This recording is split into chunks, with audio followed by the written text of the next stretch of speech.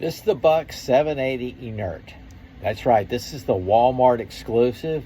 I'm not even sure if it's still available anymore. It's harder to find. It came with a rubberized handle, if you remember. It was a Kmart exclusive. This is a budget-friendly buck. So a little while back, last year, I customized it with Micarta scales, and not too long ago, I added the tread. Today, I took it out on my display to do the polishing. Tweaking it out. So I polished the Micarta scales. You can check that out. Came out really nice. I polished all the hardware. Nice and polished and strop. Feels great in the hand. This is the Buck 780 Inert. Has 420 high carbon steel with a satin finish. Custom Micarta scales.